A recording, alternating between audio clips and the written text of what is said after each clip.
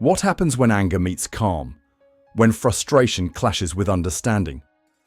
In a small cafe in Philadelphia, a moment of confrontation turned into an unforgettable lesson in empathy. Before we dive deeper into this shocking story, comment below where you're watching from today. And if you value stories about resilience and standing up for what's right, don't forget to hit that subscribe button for more heartfelt narratives. The afternoon sun cast long shadows across the bustling streets of Philadelphia. Inside the corner cafe, the comforting aroma of freshly brewed coffee filled the air.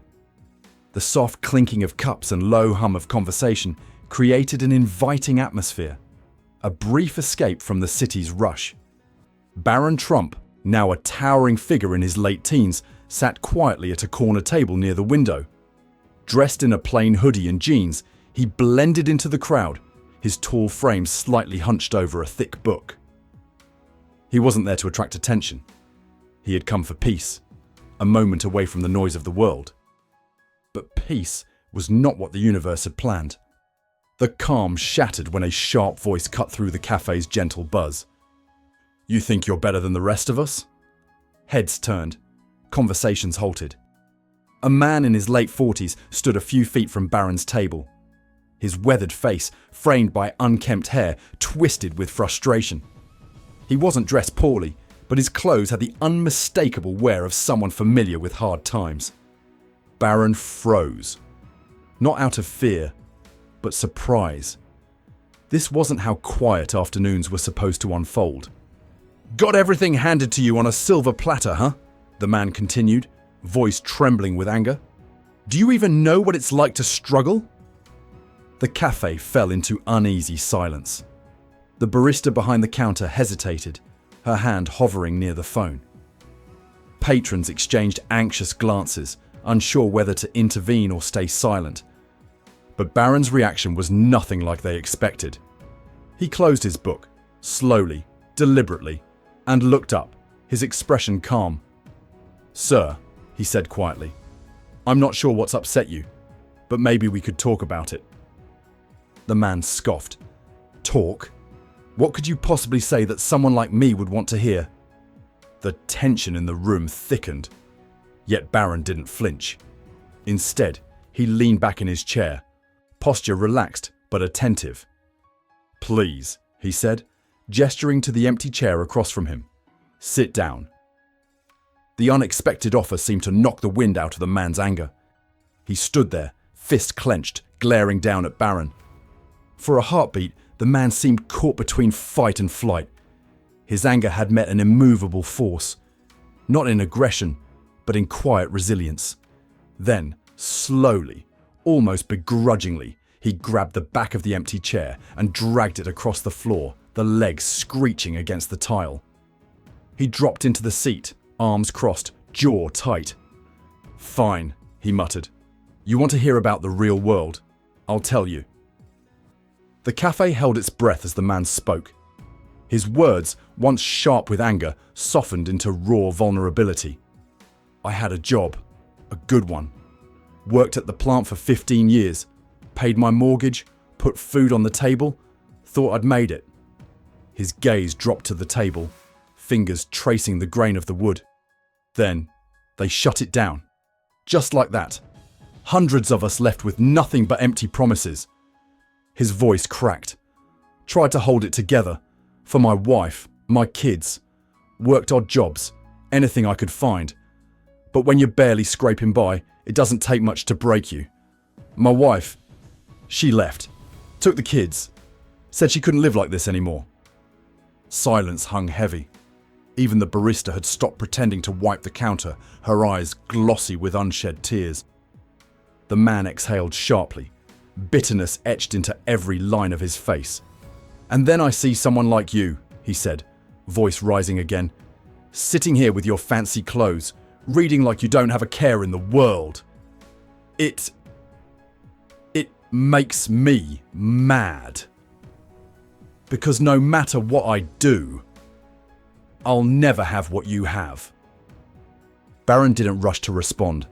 He let the weight of the man's pain settle, respecting its gravity. When he finally spoke, his voice was soft but firm. You're right, Barron said. I don't know what it's like to lose everything. I've never worried about where my next meal would come from, or if I'd have a roof over my head. The man's jaw tightened, ready for condescension, but it never came. But I do know what it's like to feel judged, Barron continued. To have people assume they know everything about you before you've even said a word, because of your name, your face, your family. I've lived my whole life under that shadow. It might not be the same struggle, but feeling invisible, misunderstood, that I understand. The cafe's silence deepened, thick with unspoken realizations. Patrons who had moments ago glanced at their phones now hung on to every word. Barron leaned forward, elbows resting on the table. I'm not here to argue with you. I'm not even here to change your mind. I want to understand. Because I think we're all carrying things no one else sees. And maybe we'd be a little kinder if we remembered that. The man blinked, his tough exterior cracking just enough to reveal the exhaustion beneath.